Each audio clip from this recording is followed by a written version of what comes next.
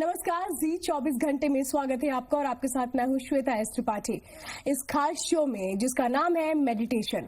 अपने पहले एपिसोड में हमने ये समझने की कोशिश की थी कि मेडिटेशन है क्या, इसमें सांस की क्या अहमियत है, और आज हम बात करेंगे मेडिटेशन में मंत्रों की भूमिका पर।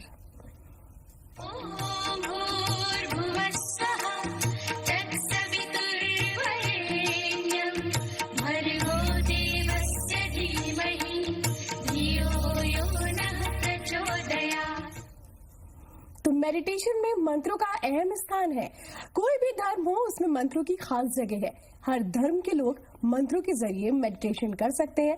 मंत्र हमें उस मूर्त से जोड़ने में मदद करते हैं जिसमें हम जुड़ना चाहते हैं। मंत्र मेडिटेशन हमें ये सिखाता है कि मंत्रों को कैसे जपा जाए, उनका क्या मतलब है और मेडिटेशन में इनकी क्या अहमियत है।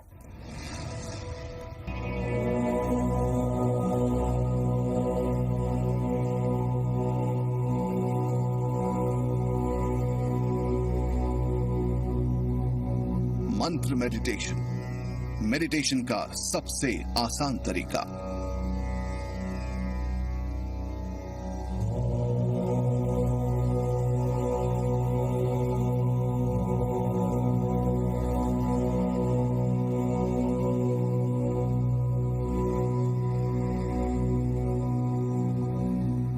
मंत्र वो शब्द हैं जिन्हें बार बार अलापा जा सकता है।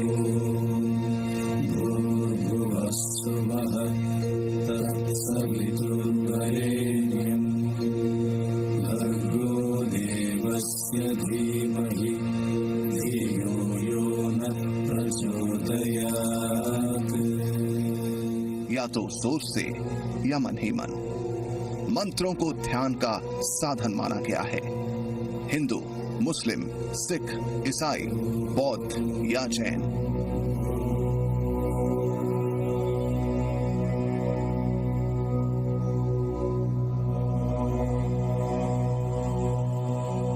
हर धर्म में मंत्र का अहम स्थान है। वैदिक परंपरा के मुताबिक मंत्रों का अपार प्रभाव है, यहां तक कि इनके जप से ऊपर वाले को भी पाया जा सकता है। ईश्वरीय ताकतों को वश में किया जा सकता है। मंत्र मेडिटेशन का वो तरीका है जिसमें हम ये सीख सकते हैं कि मंत्रों का उच्चारण कैसे करें, उन्हें कैसे जपा जाए।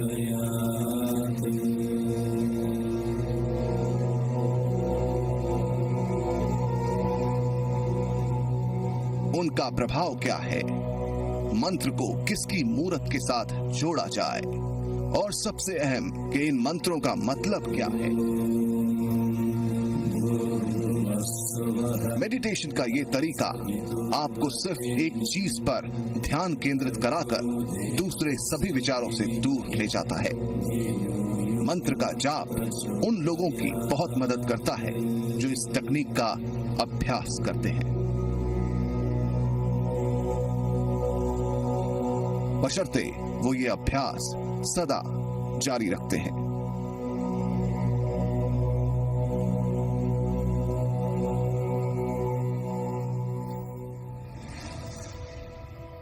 तो मेडिटेशन में मंत्रों का क्या महत्व है, क्या अहमियत है, ये बताने के लिए स्टूडियो में हमारे साथ खास मेहमान मौजूद है। पद्मश्री योग गुरु भारत भूषण जी हमारे साथ जुड़ चुके हैं। स्वागत है आपका। धन्यवाद। सबसे पहले गुरुजी यही जानना चाहूंगी कि मेडिटेशन और मंत्रों का क्या संबंध है। देखिए, मेडिटेशन मन का विषय है और मंत्र भी मन का ही विषय है, क्योंकि मंत्र मन का तंत्र है और मंत्रों को जितने भी ऋचाएं हैं वेद की, वो सब ध्वनियों पर आधारित है और ध्वनियों का हमारे सारे सिस्टम्स के ऊपर प्रभाव पड़ता है। चाहे वो शंख ध्वनि है, चाहे वो ओंकार ध्वनि है, या चाहे वो विस्तृत मंत्रों में प्रयोग होने वाली ध्वनियाँ हैं। और इसका भी क्योंकि शाब्दिक अर्थ भी है, लेकिन जो लोग शाब्दिक अर्थ नहीं जानते वो भी जब मंत्रों का उच्चारण करते हैं तो उनकी ध्वनि तरंगों से उनकी जो भाव तरंगे हैं वो प्रभावित होती हैं, उनके सिस्टम्स प्रभावित होते हैं। और यहाँ तक कि हम ध्वनियों से ही, आप देखते हैं ध्वनियों से विस्फोट हो जाते हैं, आप देखते हैं ध्वनियों से रुदन होने लगता है, आप देखते हैं कि ध्वनियों से भय पैदा हो जाता है। ऐसे ही ध्वनियों से ही शांति और लय की अवस्था भी आती है। तो इसका संबंध किसी धर्म विशेष से नहीं होता है, क्योंकि ध्यान का अधिकार मानव मात्र को है। हर व्यक्ति, चाहे वो श्रमिक है, दुखार्तानाम शोकार्तानाम श्रमार्तानाम तपस्विनाम विश्राम जनकम लोके योगम एतद भविष्यति, यानी सब लोगों के लिए, चाहे वो किसी भी स्तर के हो, आयु के हो, वो लोग जो है इन ध्वनियों से लाभ ले सकते हैं। और हर एक आस्था में, क्योंकि जो धर्म पथ भी है वो भी आदमी की उन्नति और शांति के लिए ही बनाए गए हैं। तो हर आस्था में कुछ ध्वनियाँ जो हैं वो विकसित की गई हैं और उन ध्वनियों का ध्यान करके उसके माध्यम से, यानी ध्वनि एक साधन है, उसके माध्यम से वो अपने ध्येय को, जिसमें वो ध्यान कर रहे हैं, उसको प्राप्त कर सकते हैं। बिल्कुल गुरुजी, तो मेडिटेशन और मंत्रों का क्या संबंध है ये तो आपने बताया, लेकिन मेडिटेशन के दौरान किन मंत्रों का प्रयोग किया जाता है? वैसे तो क्योंकि इनको गुरु मंत्र बोलते हैं और मंत्र जो सुपात्र होते हैं उनमें फलते हैं। जैसे बीज आप किसी पत्थर के ऊपर रख देंगे, किसी शीशी के अंदर बंद करके रख देंगे तो बीज है, लेकिन वो वृक्ष का रूप लेने नहीं जा रहा। ऐसे ही मंत्र पुस्तकों में लिखे हुए हैं, ग्रंथों में लिखे हुए हैं, हम जुबान से भी बोल देते हैं, लेकिन अगर कोई साधक सुपात्र नहीं है, यानी उसने अपने आप को साधना के लिए, ध्यान के लिए तैयार नहीं किया है, उसका आसन अनुकूल नहीं है, उसकी मनस्थिति अनुकूल नहीं है, उसका स्वास्थ्य अनुकूल नहीं है, तो फिर वो उसका फायदा नहीं ले पाता है। तो इसलिए मंत्र कौन से हैं इसमें, क्योंकि जो सर्वोपरि मंत्र माना जाता है वो ओम है।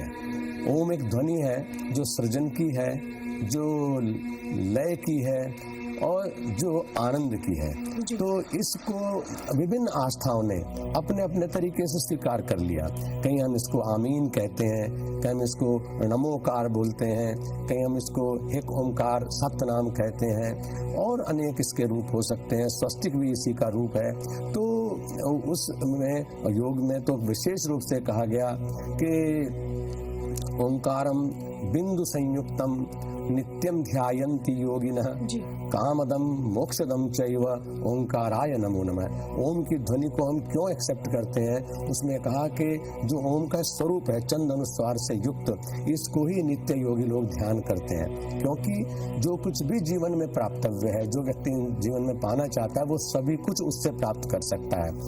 कि कामदम यानी जो हमारी कामनाएं हैं, जो हमारे लिए जरूरी है लोक में जीने के लिए, दुनिया में फिटेस्ट इंसान बनने के लिए, वो तो सब प्राप्त होता ही होता है, लेकिन साथ ही मोक्षदम चैव, यानी वो हमें मोक्ष यानी बंधन से, अज्ञानता के बंधन से, चाहतों के बंधन से, दुखों के बंधन से मुक्ति देने वाला भी है। इसलिए ओंकाराय नमो नमः, इसलिए इस ध्वनि का उच्चारण और इसी के अंदर लय होने का अभ्यास हम करते हैं। बिल्कुल गुरुजी, आप ओंकार की ध्वनि का महत्व बता रहे हैं, इसके उच्चारण को कैसे करना चाहिए ये आप अगर हमें बताएं, क्योंकि कई बार उच्चारण और प्रयोग में ही गलती होने की वजह से फिर उस उद्देश्य की प्राप्ति नहीं हो पाती है जिसके लिए वो किया जा रहा है। हाँ बिल्कुल, आप ठीक करें। अच्छा, ऐसा होता है ना कि हम जैसे बच्चे को अक्षर ज्ञान कराते हैं। अब अक्षर जो है वो ध्वनि है, आ ई उ ऊ, ये सब ए बी सी डी, ये सब अक्षर है। लेकिन इन ध्वनियों को के सिंबल्स हम बना देते हैं कि ए ऐसे बनता है, ब ऐसे बनता है, क ऐसे बनता है, तो उनके माध्यम से वो उसको पहचानने लगता है। ऐसे ही आरंभिक स्तर पर हम साधक को एकदम ये नहीं कहते कि तुम इस मंत्र में डूब जाओ, वो कैसे डूबे, उसे डूबना ही नहीं आता। तो उस अवस्था में उसको ये बताया जाता है कि वो पहले उच्चारण से यानी बोल करके मंत्र का जाप किया करे। क्यों करते हैं ऐसा? क्योंकि मैंने कहा कि मन विषय है योग साधना का, मन विषय है ध्यान का, और मन का मन ही साधन भी है, क्योंकि श्रीमद् भगवद गीता में यही बताया कि मन एव मनुष्याणाम कारणम बंध मोक्षयो चित्तेश चलति संसारो निश्चले योग उच्चते। यानी मन ही बंधन का साधन है और मन ही मोक्ष का साधन है। जिस समय मन चलायमान होता है, इंद्रियों के माध्यम से इंद्रियों के विषयों की तरफ वो आकृष्ट होता है, तो उस समय वो भटकाव और दुखों की तरफ हो जाता है। और जिस समय वो निश्चल होता है, अमन हो जाता है, उस समय वो योगस्थ स्थिति में आ जाता है। तो इसलिए जब हम मंत्र को शुरू में साधक को सिखाते हैं या साधक अभ्यास करता है, तो उसका तरीका ये होता है कि वो पूरे मनोयोग से उसका उच्चारण करे। तो उच्चारण करने से क्या होगा कि हमारी जो वाणी है, क्योंकि हम भटकते कैसे हैं भाई, रसना के माध्यम से भटकते हैं, श्रवण के माध्यम से भटकते हैं, रूप के माध्यम से भटकते हैं, स्पर्श के माध्यम से भटकते हैं, सूंघने के माध्यम से भटकते हैं। यानी मन के लिए भटकने के बहुत सारे रास्ते हैं और वो भटकाव दुख की परिणति तक ले जाता है। इसलिए इनको सिंथेसाइज करते हैं, बिखराव को रोकते हैं। और बिखराव को रोकने का तरीका ये है कि मंत्र का उच्चारण करके, आरंभ में इसको हम वाचिक बोलते हैं, वाचिक मंत्र, स्थितियां हैं मंत्रों की, वाचिक है, उपांशु है, मौन है और अजपा है। इस तरह से ग्रेजुअली हम आगे आगे बढ़ते हैं। मतलब ध्यान ऐसी आसान चीज नहीं है कि आदमी ये सोचे कि आज ही मैं एकदम से समाधि को प्राप्त हो जाऊं, लेकिन ये जरूर है कि आज की शुरुआत समाधि तक पहुंचाने में निश्चित रूप से सहयोगी होगी, इसमें कोई संशय नहीं है। तो वाचिक मंत्र का हम अभ्यास जब करते हैं तो हम जुबान से बोलते हैं, हमारी कान उसी आवाज को सुनने में लग जाते हैं। बिल्कुल, यानी कि ध्यान एक ऐसी चीज है, मेडिटेशन एक ऐसी चीज है जिसमें उतनी ही धैर्य की भी जरूरत है, क्योंकि शुरुआत से ही जो उद्देश्य आप लेकर चल रहे हैं, हो सकता है वो तुरंत आपको ना मिल सके। इसलिए बहुत जरूरी है, जैसा गुरुजी हमें बता रहे, धैर्य की, और साथ में मन आपका पूरी तरह से शांत होना चाहिए। और ये कहा भी जाता है, मन के हारे जीत है, मन के हारे जीत के ही आगे आप बढ़ते हैं और मन से ही सारी चीजें होती है। बहरहाल यहाँ पर रुकेंगे एक छोटे से ब्रेक के लिए, जल्दी लौटते हैं।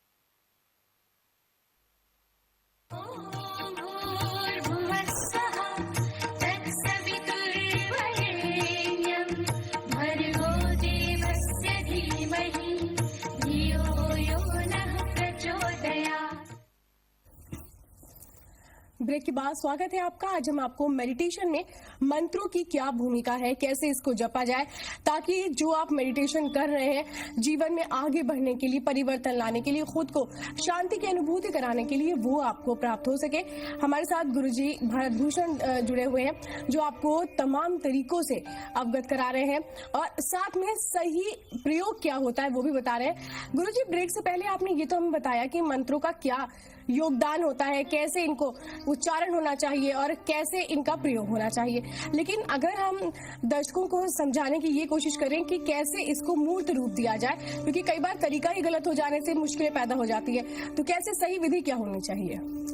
देखिए, मंत्र मैंने कहा कि विदना के मार्ग हैं तेते नखत जगत में गगन में व्यापक जेते। जितने आसमान में जो नक्षत्र हैं उतने ही साधन हमारे पास में हैं, लेकिन हमने आज एक ही मंत्र का, जो सर्वोपरि मंत्र है, उसका उल्लेख किया। मैंने साथ में ये भी बताया कि बहुत सारे अन्य मंत्र भी हैं, उनको हम धीरे धीरे सीखते रहेंगे, समझते रहेंगे, और जिसके लिए जो अनुकूल लगेगा वो साधक उस रास्ते से चलना शुरू कर देगा। लेकिन जो ओम का मंत्र है उसको अन्य मंत्रों की तरह से पहले वाचिक यानी जुबान से बोल करके हमें करना है, और लेकिन कैसे करना है इसको हम जरा समझें, और कैसे करने में कहाँ क्या अनुभव होता है इसको भी समझें। क्योंकि मंत्र अगर केवल चैंट हो गया, केवल हमने उसको बोल मात्र दिया और उसको हमने जिया नहीं, उसकी गहराई में हम नहीं गए, तो उसका हमारे सिस्टम पर प्रभाव पड़ने वाला नहीं है। तो इसलिए जब हम मंत्र को बोलें तो वहाँ पर कैसे अनुभव करें इसको भी देखें। पहली एपिसोड में हमने आपको श्वास का तरीका बताया था और ये बताया था कि हमारा जो श्वास है वो नासिका से नाभि तक चलना चाहिए और जब सांस छूटे तो नाभि थोड़ी सी सिकुड़ जानी चाहिए और नाक पर हमें कुछ गर्माहट का एहसास होना चाहिए। आपने ये भी समझा था कि दिन में 3 बार कम से कम इसको हम किया करें, लेकिन आज हम उसको अभ्यास में मंत्र के साथ जोड़ करके करते हैं। पहली चीज क्या है कि नाक से सांस लेना है और नाभि पर्यंत हमारा सांस भर जाए, यानी पूरा घड़ा भर जाए, कुंभ हो जाए, ठीक है। और उसके बाद में आ का उच्चारण खुले होठों से होगा और जितने लंबे सांस हमारा है, जबरदस्ती कुछ नहीं करना है, जितना लंबी अवधि में हम सांस लेते हैं उसका आधा समय खुले होठों से अ का उच्चारण होगा और फिर आधा अवधि में होठों को बंद कर लेंगे और वो उस अवधि में म का उच्चारण होगा। जब अ का उच्चारण होता है तो शुरुआत नाभि से होती है और हृदय पर्यंत उसका प्रभाव होता है। इसके बाद जब हम होठ बंद कर लेंगे तो म का जो उच्चारण है वो कंठ से लेकर के कपाल तक काम करता है और इसको आप पूरी तरह से मेरे सामने ही बैठ करके अभ्यास करें। इसमें कोई ऐसी चिंता नहीं है कि सुबह का समय है या शाम का समय है। खाते पीते सोते जागते हमेशा ध्यान करना चाहिए, इसको हमें समझना है, लेकिन ऐसा नहीं कि भोजन करने के बाद लंबे लंबे सांस लेना शुरू कर दें, वो नुकसान देने वाला है। You should be at comfort when you practice. आप बैठें और एक बार अनुभव करें, हाथों को गोदी में रख सकते हैं और श्वास को पूरा नाभि तक बढ़ना, इसको ध्यान से सुनिए, इसी प्रकार से अपने अभ्यास में लाइए।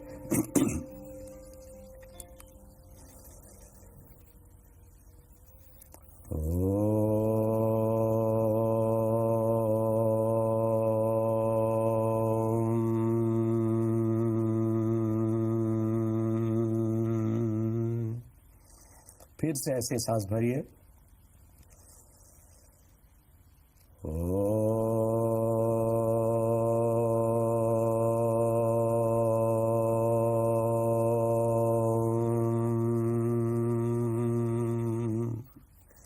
इसके प्रभाव को अनुभव करने के लिए अब एक बार आप जैसे एक हाथ गोदी में रखा हुआ है नाभि से नीचे, दूसरे हाथ को सिर के ऊपर टिका लीजिए अपने कपाल पर, तो आपको इसकी ध्वनि तरंग का प्रभाव पता चलेगा कि हम किस प्रकार से इस मंत्र का एहसास का लाभ ले सकते हैं।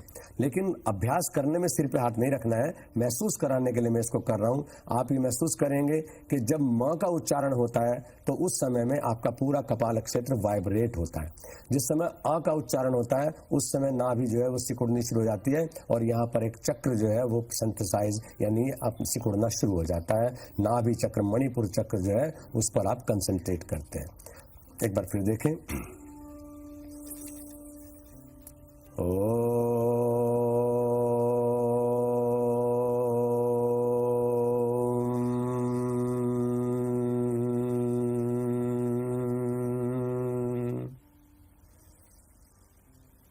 तो जब हम वाचिक अभ्यास इस मंत्र का करेंगे, ओम का मंत्र, ओम इत्येकाक्षर ब्रह्म, ये कह दिया गया है कि एकाक्षर ब्रह्म है, परमपिता का रूप है ओम। इस ध्वनि में सृजन छिपा है, आनंद छिपा है और लय छिपी हुई है। तो इसको जब उच्चारण करेंगे तो वाणी से बोलेंगे, कानों से अपनी इसी आवाज को सुनेंगे, मन की आंखों से परम पिता परमेश्वर के दिव्य तेज को, जो अनेकानेक सूर्यों को प्रकाशित करने वाला है, उस तेज का साक्षात्कार करेंगे और साथ ही जो ध्वनि है इसके तरंगों को, इसकी वाइब्रेशंस को हम अपने पूरे अस्तित्व में, हमारी त्वचा में विशेष रूप से महसूस करेंगे। इसके अभ्यास कहा गया है कि सर्व सिद्धा त्रयोदशी। आप 13 बार प्रातःकाल और 13 बार सायंकाल इसका अभ्यास शुरू करिए। उसके बाद ध्यान के अगले सोपान पर चढ़िए। जी, यानी कि अनुभूति भी कैसे की जाए ये भी आपने हमको बताया गुरुजी। हमारी आज की खास पेशकश में आप जुड़े, इसके लिए बहुत बहुत धन्यवाद। तो हमारे आज के एपिसोड में बस इतना ही। मुझे और मेरी पूरी टीम को दीजिए इजाजत। नमस्कार।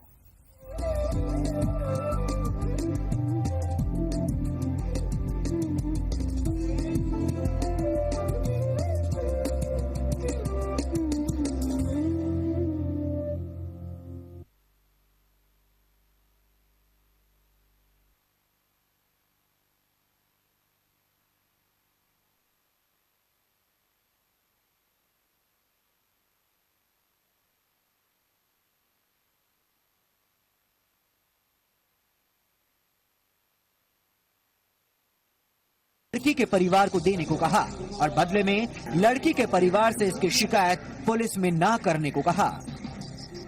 पूरा दिन और फिर अगला दिन दोपहर तक हमें कहते रहे कि इस लड़के जेल में निकाह किया जाएगा। पंचायत ने 1.5 लाख रुपए कर दिए थे, लड़के वाला नहीं मानना। उन्होंने कह रहा था मेरी लड़की छेड़ी, वो मना कर रहे थे पंचायत। भाई हमारे साबित नजर आई नहीं, पंचायत को साबित नजर आई नहीं, उन्होंने गुंठे लगा दिए। मामले की तस्दीक जब पुलिस को हुई तब कहीं जाकर पीड़िता की शिकायत पर मामला दर्ज हुआ। इसके बाद पुलिस ने बलात्कार करने के आरोप में युवक को गिरफ्तार किया है। कल तक ये लोग आपस में पंचायत करते रहे। आज उन्होंने जाके तहरीर दी है जिसमें मुकदमा कायम किया गया है और आरोपी को पकड़ लिया गया है, कार्रवाई की जा रही है। पश्चिमी उत्तर प्रदेश में पहले भी पंचायतों का ऐसा तुगलकी फरमान सामने आता रहा है, जब पंचायत ने आरोपियों पर शिकंजा कसने के बजाय पीड़ित की जिंदगी से ही न्याय का नूर छीन लिया। अब सवाल है कि मुजफ्फरनगर में सामने आए ऐसे तुगलकी फरमान पर पुलिस उस पंचायत के खिलाफ कब कार्रवाई करेगी, जिसने न सिर्फ इंसानियत को शर्मसार करने वाला फैसला सुनाया, बल्कि कानून के खिलाफ जाकर भी आरोपी का साथ देना मुनासिब समझा। मुजफ्फरनगर से संजय गर्ग, जी न्यूज, उत्तर प्रदेश। और हालात बद से बदतर होते जा रहे हैं। अगली वारदात मऊ से, जहां सामूहिक बलात्कार का एक मामला सामने आया है। आरोप है कि बस स्टैंड पर एक महिला के साथ सामूहिक बलात्कार किया गया। हालांकि पुलिस ने शिकायत के बाद मामले की तफ्तीश शुरू कर दी है। इस सिलसिले में 3 लोगों को पुलिस ने हिरासत में लिया है। यूपी रोडवेज के इस वेटिंग रूम में हुई दिल दहला देने वाली वारदात से पूरे मऊ शहर में हड़कंप मच गया है। आरोप